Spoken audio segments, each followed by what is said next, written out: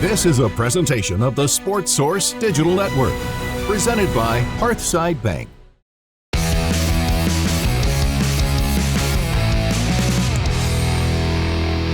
Welcome into the Sports Source Digital Network. I'm John Pennington, joined by John Wilkerson, right here to my right as always, and right over there, Ryan Callahan from Vols 24/7 Sports, Vols247.com. Appreciate you being here, both of you. Wanted to talk, we did a thing where we talked about recruiting, a little bit on the house settlement and all that kind of stuff, but I wanted to talk more about revenue sharing and where that's going to go and how you divvy up the pot and everything else. I wanted to get your take about when you're looking at it, covering recruiting, you're seeing it from 100 miles up. Get your take. Are there rumors out there how these schools are going to figure this out? John, get your take, of course, voice of the baseball Vols. That's a program that's right there in the middle. Most people are probably going to throw their money at football, men's basketball. Then it's, okay, how do you divvy it up from there? And there are other ways to get money to kids still. NIL isn't going away, et cetera, et cetera. So I just want to cover a few of these things. And we'll start with, what are you hearing? In terms of the way they're going to split this, there was talk that the SEC considered just having a blanket percentage. This for this, this for this, this for this, but that got blown up. That was the plan, and I think the SEC and most of the teams in the conference thought that's how it was going to go, and it was going to keep schools from having to deal with this dilemma of, what do we do with women's basketball? What do we do with baseball? What do we do with softball?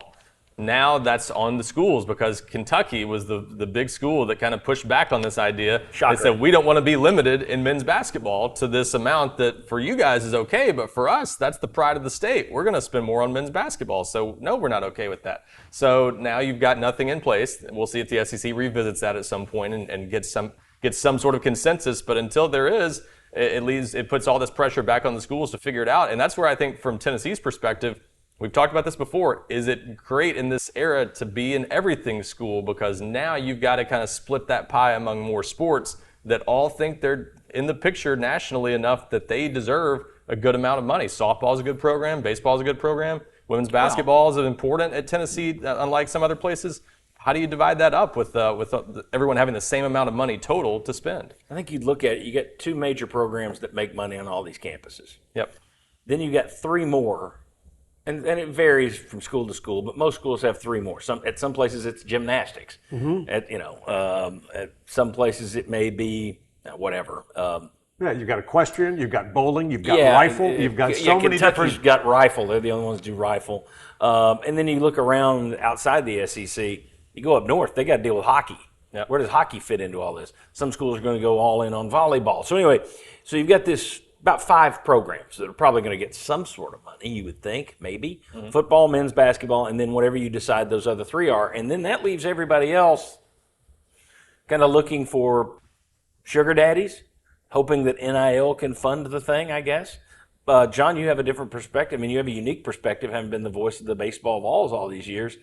That is a program just coming off, it made it to a super regional this year, won the national championship a year ago, has been to umpteen College World Series in the last 20 years, all because of you calling the games. Yes.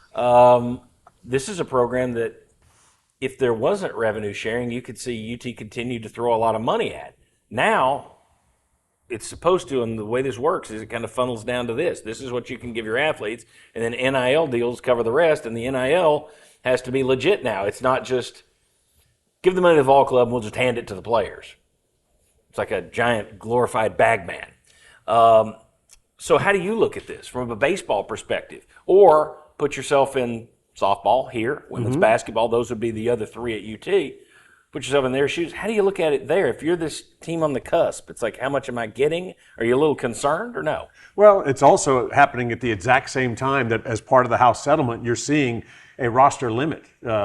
You can have 34 guys on scholarship, which it used to just be 11.7. So you can have 34 guys, all of them on scholarship, but at the same time, that's all you get. And I mean, so many programs have the guys that are on their set roster, which they would announce at the end of fall ball and for the start of what would be either the spring semester, the next quarter, any of that stuff. But now, what happens to the 15 or 16 guys that were a part of your program, but they were doing work off the scene, away from the team as they were essentially your junior varsity. So that is now part of the equation. And that's also perhaps as an equal adjustment in terms of I think, baseball coaches and programs that also do something similar, that they have to figure out, okay, now my roster is specifically this size and no bigger, and yet now there is this other component that, all right, is this all that I have? Is this all that there's going to be for me to help retool and replenish my roster?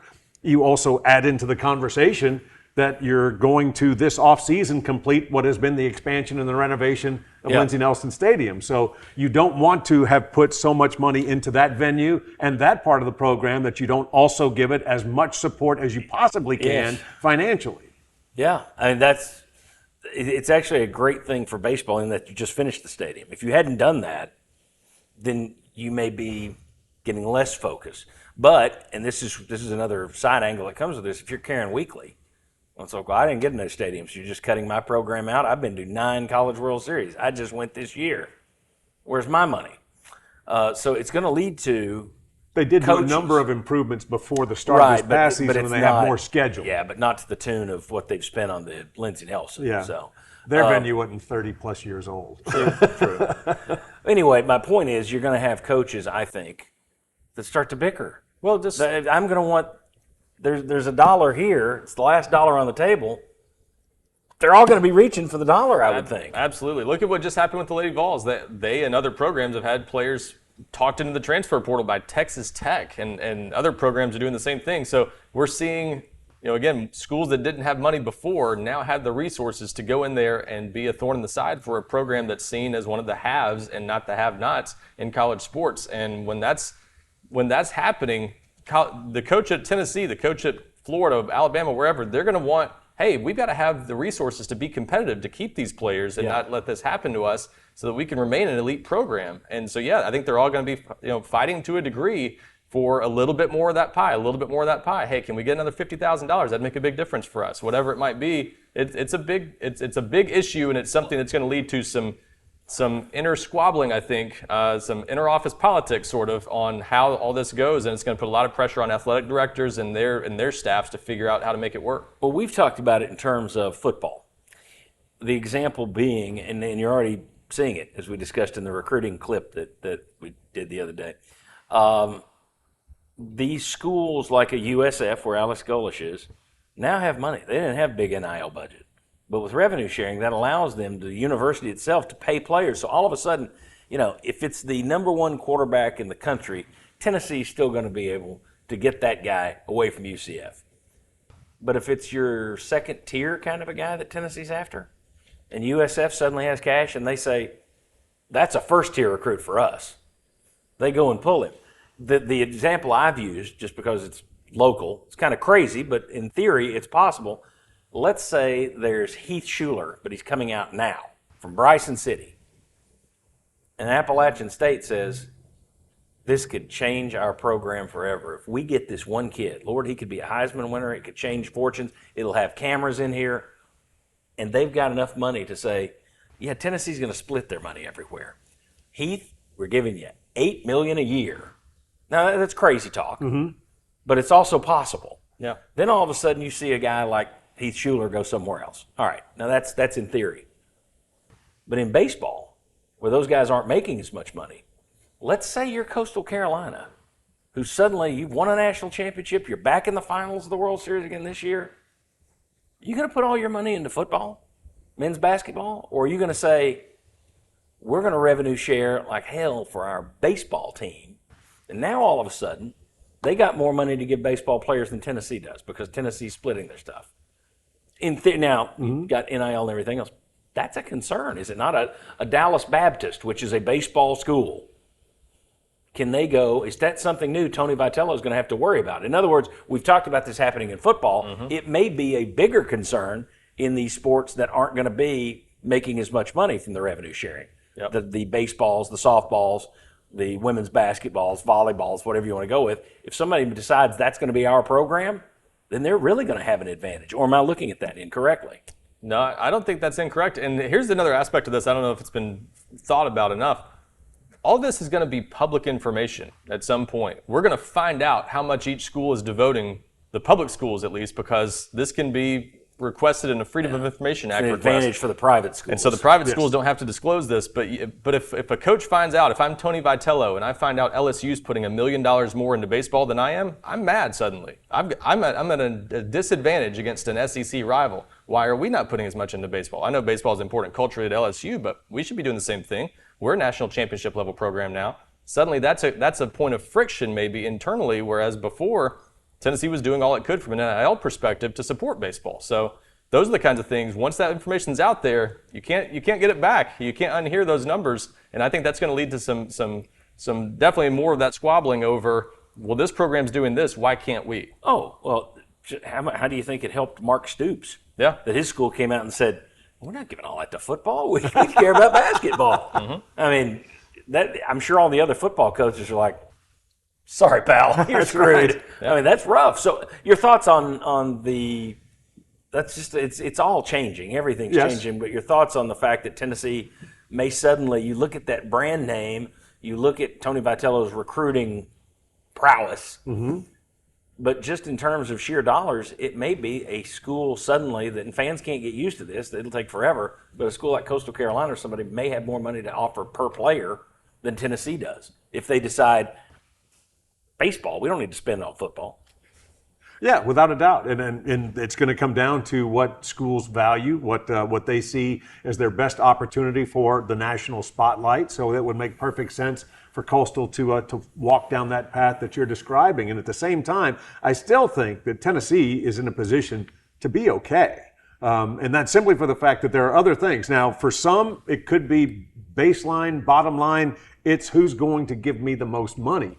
But then you take a look that it's not necessarily what you think about getting where you go and play college ball, but also what is your potential when you make that move to the next level. And Tony Vitello can still say, come get coached by Frank Anderson, come get coached by Josh Elander. And so the continuity on his staff is such a huge feather in his cap. But again, it is going to make it more difficult, without question. But you would hope, and we've talked about this before, in football terms, Ohio State, Georgia, they get a discount. Because players know, well, David Sanders, if I go to Ohio State, I'm going to be a first-round draft pick. That's just what's going to happen. So Tennessee had to kick in a little more cash to get him than Ohio State was having to pay. Maybe Tennessee they get the discount in baseball because, oh, man, if I go there, I'm going to be a first-round pick and I'm going to be playing my first year in the majors. They get you ready. So, yeah, that is a possibility. With this, I'm tending to look at the negative, of course. But that's the way I look at everything. Let's prepare for the worst. Well, another aspect of this being public information too, the pressure that can come from different groups once this gets out there. If you're any athletic director at any school, you got to think, what's the reaction going to be from the fans of women's sports if they find out we're giving what they believe is less than it should be for women's basketball, for softball? Suddenly you might have a Title IX lawsuit on your hands or something like that. So I mean, there's just so many layers to this that once that information gets out there publicly, you got to think about that in everything you do. That hey, people are going to find out about this. How do we want this to be portrayed publicly when it gets out? The Title IX is such a big thing that's hanging out there, and you simply have a Department of Justice right now that has said, yeah, we're not going to enforce it. Yeah. We don't care. And it's the law of the land, but the Department of Justice says, we don't care. Fine. There are a lot of people who don't like Title IX. So be it. I'm not weighing in on the DOJ or the decision. That's just a very unique position. The question becomes, that can change with the next administration. So if it's not a problem with Title IX today, it could be in 3.5 years or 8 years or 100 years or if there is another party. But when you look at that Title IX thing, everybody just acts like, that's a thing of the past. It's still hanging out there. Yep. And it's still, in terms of, you got female donors too. Right. And if you got female donors who are saying, you're not supporting the women the way you should. I'm not giving you the money. Yeah. That's right. The number of people I've heard talk about the fact that, well, the WNBA players should be paid the same. They're doing the same thing as the men. It's like, no, they don't bring in as much money. It's about what you bring in. There are a lot of people who don't put that together here as well. They just look at it and say, why aren't the women's players making the same as the men's players? It's like, well, it doesn't. There's two programs, football, men's basketball. Everything else is on a sliding scale from there. But people don't tend to think that when it's their sport or when it's their sex. So all that becomes a bigger headache for Danny White or whoever your AD is. Yeah, and all these are headaches, and there's a bunch of different layers to this. I mean, I think fans hear all this discussion and they immediately think, Well, what about football? You're talking about all these other sports. Yeah. The trickle-down effect is there may not be as much money for football at a program like Tennessee that has so many different mouths to feed. Boy. And I mean, that's as a relevant example of what you were talking about earlier. Deshaun Bishop is a local player that's now maybe a starter for Tennessee. If he's coming out of high school now, does he get to Tennessee where he started as a preferred walk-on, or does a Coastal Carolina throw a little bit of money at him and suddenly he goes there? Or USF. Or USF. Who's coming after an offensive lineman at Powell. Yep. So suddenly things like that. I mean, that's a tangible example because that's maybe Tennessee starting running back this year, and in this current system, he might not have gotten to Tennessee. So it's a very crazy world compared to what we're used to living in, where Tennessee would have just beaten out some of these lower level programs before, and now they might not get a chance to if it comes down to money. How do you divide this up? This is a tough one for you because I know your love of baseball. But what's your percentages? Because it's going to be different. Everybody's going to have a little slightly different number, I would think. Yeah. I mean, you also have to look at it and say, where's the value? Yeah. And if your University of Tennessee football has been king, you've had a great basketball program, and Rick Barnes certainly has it rolling like it has never rolled before. You can make the same case for baseball. Do you just look at it and say, football brings in this much, so it gets this much back? Basketball makes this much, so it gets this much back? You handle it that way? How do you do this? It's a great question. And I also think that as you were talking about Title IX, that being a federal law as it is, I think that you almost have to build in some protections just in case the wind changes course. Because if somebody were to wake up tomorrow, for whatever reason, the motivation, and say, no, we're going to go ahead and make sure that everybody gets an equal opportunity, that's what it has to be. So I just wonder whether or not they aren't going to start with just the minimum that every athlete at the University of Tennessee will get a bare minimum, just to say that everybody across campus gets this amount. And then what comes after that might be built into revenue produced and or expenses and different things like that. But I just think that you have to have some sort of fail-safe that, again, if it changes overnight, that you aren't just hung out to dry. Yeah. So, and I do think that you have an administration at Tennessee that is one of the most forward-thinking in terms of trying to anticipate anything that could potentially be a stumbling block and or a speed bump along the way. So, but I do think that you probably have to have some built-in kind of backdoor protections in that regard. Yep. But it is going to be really interesting to see because it comes down to a lot of the factors that you've already highlighted. It comes down to where you've had success, where you look to have success in the future, what will really maybe give you the chance for additional and either revenue streams and or donations. I think this could be something that changes on the daily, but I think you have to hope that you've got individuals that can help sustain and support programs in a financial way in terms of making sure that they've got money for facilities, things like that, that would be separate from what they now have to split up. But it is. I mean, you've got this team's going to get three quarters of the pie. There's going to be a full slice for this, but then it's like, well, we've got your hors d'oeuvre right here. But I don't envy all of the planning that has to go into this. Yeah, in terms of, and that's the other thing, there's another angle to all this, which is, and we've talked about this with NIL, at what point do you have booster fatigue? Now it's like, okay, with the revenue share, in the past you've had, well, I'm giving money because I want it to go here. Oh, we only give X percent there. Yep. So how can we do this through NIL? But if it's not just handing cash over now, it's got to go through the clearinghouse and be a legit, you're not just a booster. You have to have a business that needs to use advertising that includes this person. Okay, that's a whole lot of stuff. Use the words. I could use another word, but I'll go with stuff. But that's a whole lot of stuff to worry about. It is. Now, to that point you just made, I think what it comes down to is, as it so often does in the world of government or schools or anything like that, where public money is out there transparently to know what you're spending there, it comes down to what you can defend. So that's why I think the fact that it's going to be out there publicly is a big element of this. You've got to have the ability to say, hey, here's how we justified this amount going to this sport. And so maybe the easiest thing is, what percentage of the revenue does the sport bring in, and kind of start from there maybe? I don't know. It's a delicate balance, obviously, but you've got to be competitive in football and men's basketball, clearly, at the same time, while honoring what other sports are actually bringing in and what the importance is to each school with each sport. Okay, there are schools that are already admitting we're going to have to cut sports. Some sports are going to go away. You don't think that's going to happen at Tennessee? I don't Any sports? You think they're all safe? I don't envision it. Now, I mean, that doesn't mean things can't change, but Tennessee is one of the lucky places out there, and there aren't many of them these days, where I think they have the resources to continue to fund them. But again, this is another layer to the. This is a whole different discussion for another day. But if they ever went to collectively bargaining and more of that TV money goes away, and schools don't have that money to lean back on, then maybe that's where you could see sports get cut. Now, with schools getting to keep that TV money, there's more money to go around. I think sports probably get retained at Tennessee. Yeah, and what's really crazy is to think of how different the decision making is for a school that was a former Pac-10 member, Pac-12 member, that is now a member of the Big Ten or the ACC. Now, Big Ten, you have many more schools that would be in a similar situation because they have a boatload of sports. But for instance, just think, you've got some ACC schools that would be just like where Tennessee is, where you've got 18 to 20 sports, and you've got Stanford, which has 40 sports.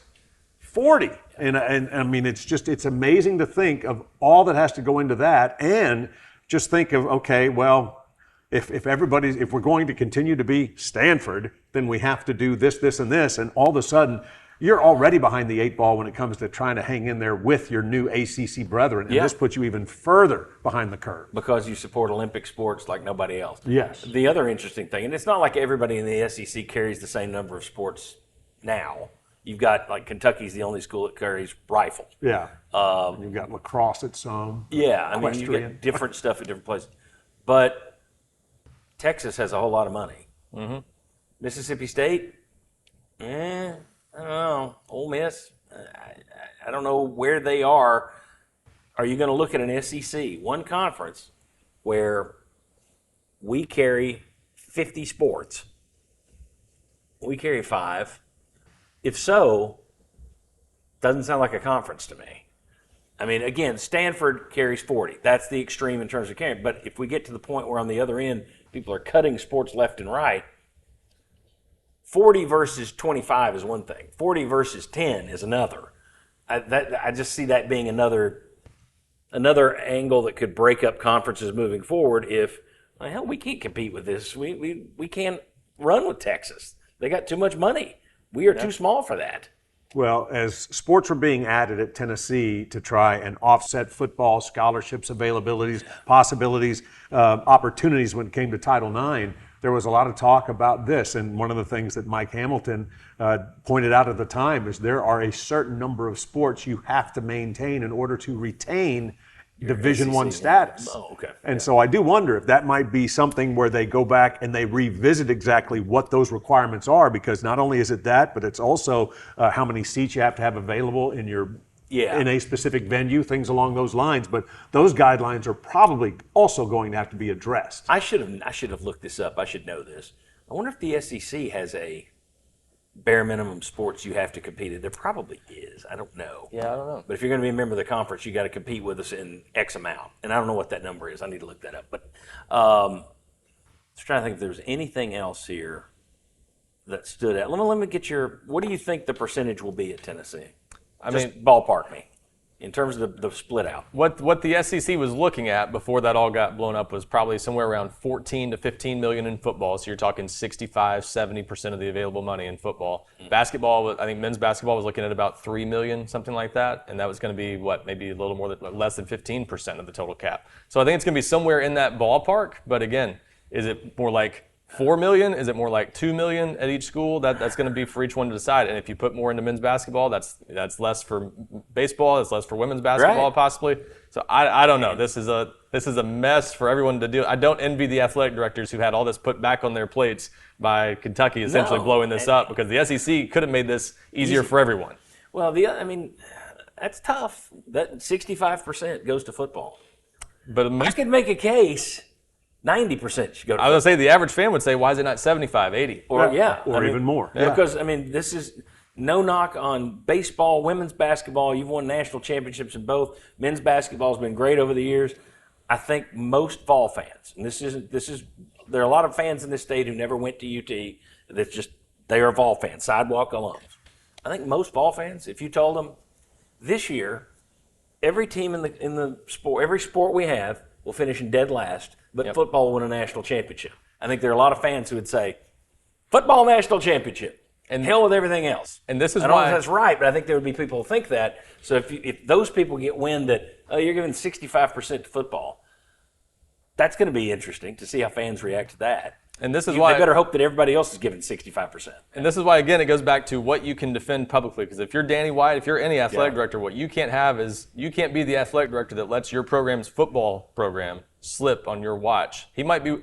Maybe you want to get credit for building back women's basketball at Tennessee, but it can't be at the expense of football. So that's when all this gets out publicly. If you find out that Alabama, Georgia are putting more money to football, might there be an adjustment in year 2? That's all going to be interesting to watch. And I may be wrong, but it seems to me that if football is doing well, I would bet donations, period, go up. Mm-hmm. Yeah.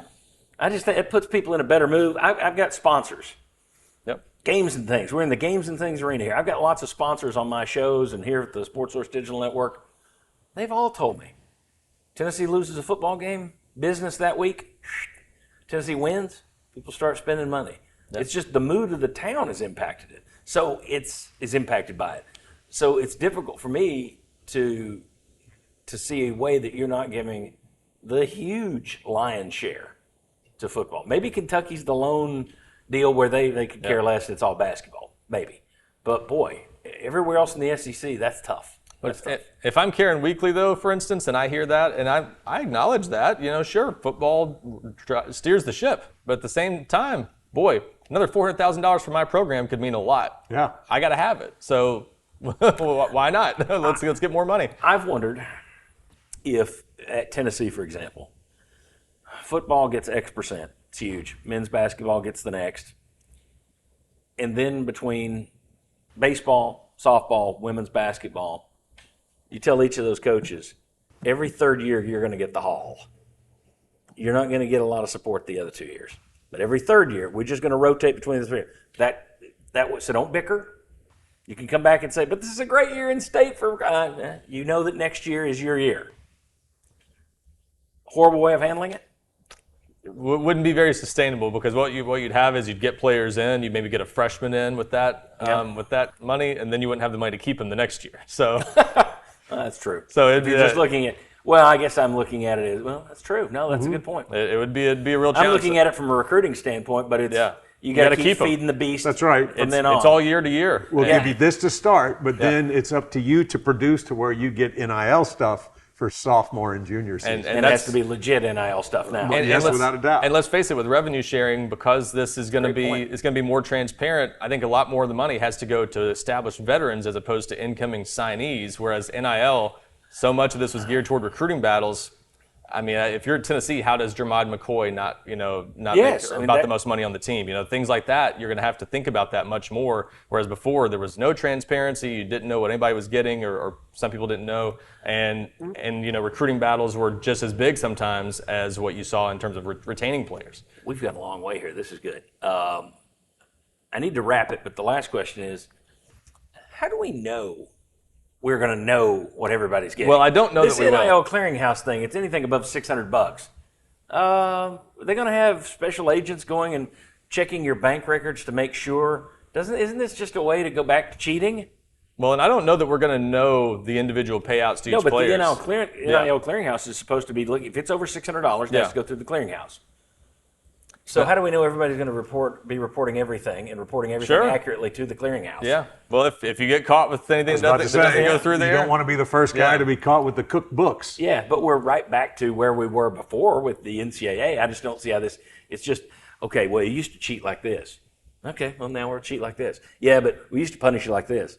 Yeah. Now you punish me like this. Okay. You think Auburn's not going to be the first one to figure out a way to cheat? And also, they do everything else. They're always in the hooscow. Well, and also as far as transparency, it doesn't sound like we're going to know the details necessarily of every player's deal, but there is going to be some sort of database. It sounds like that's going to provide players without names kind of an average of what their position gets on all their revenue sharing deals across the country. So there's going to be some transparency, but I don't think we're going to know everything that everybody gets. Well, I'm just wondering, how's the clearinghouse now? Yeah, the clearinghouse is it's the honor factor. It's like the NCAA. It's whatever they can uncover. And the idea that you don't want to be the first one to get caught. Yeah. Hasn't that been said about every rule that's been broken in the past? Well, there's always somebody who's going to push the envelope. There will be people usually Auburn and Bruce Pearl. This is what I've said for the whole time about everyone wants guardrails. They want something in place to police this. But if you go back to a system that has guardrails, that has a salary cap essentially like this, guess what's going to happen? Someone's going to get creative and try to go around that. Yep.